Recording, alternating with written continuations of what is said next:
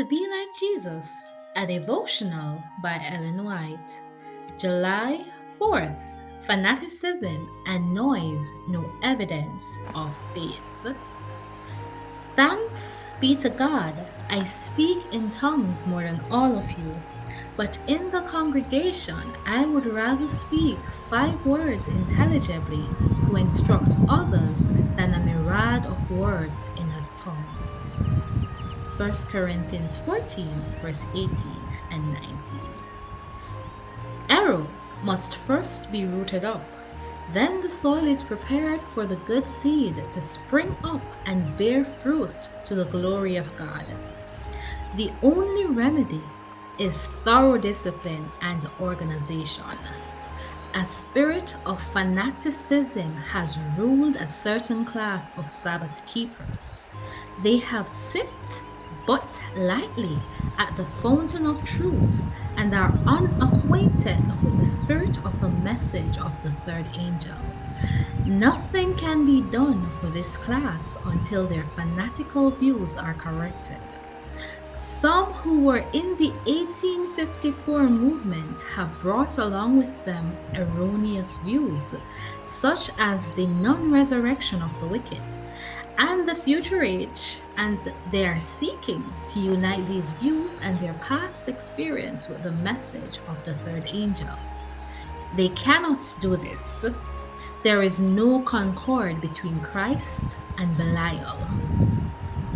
The non-resurrection of the wicked and their peculiar views of the age to come are gross errors which Satan has worked in among the last day heresies to serve his own purpose to ruin souls.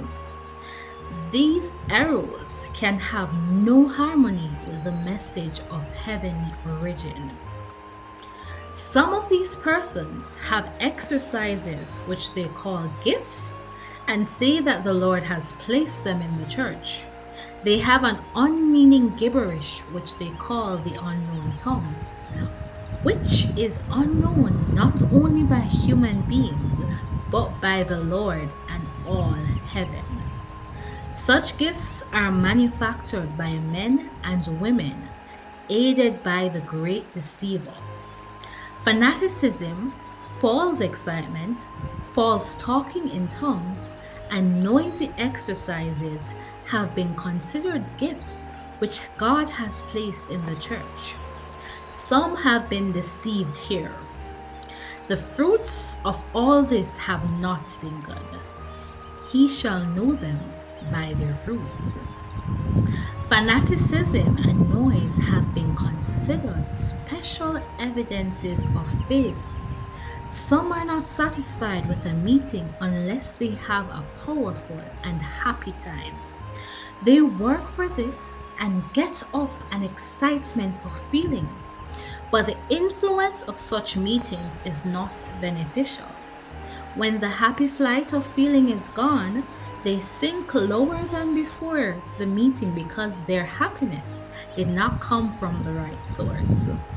The most profitable meetings for spiritual advancement are those which are characterized with solemnity and deep searching of heart, each seeking to know themselves and earnestly and in deep humility seeking to learn of Christ.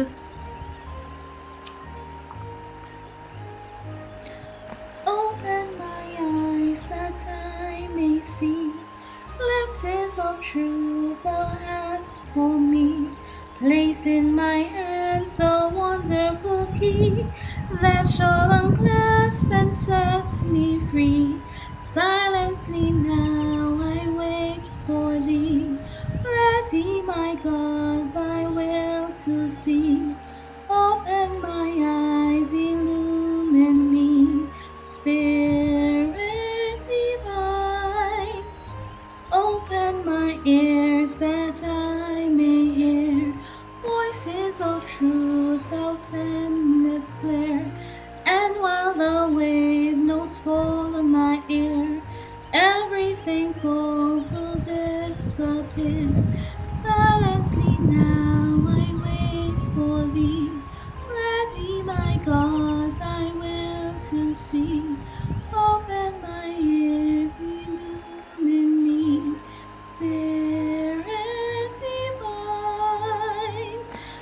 Lord asks each and every one of us to have our eyes open, even more so.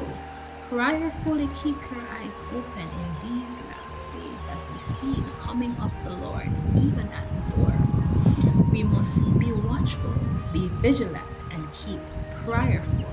Let no evil thing come near to the heart's throne. Silently wait before the Lord.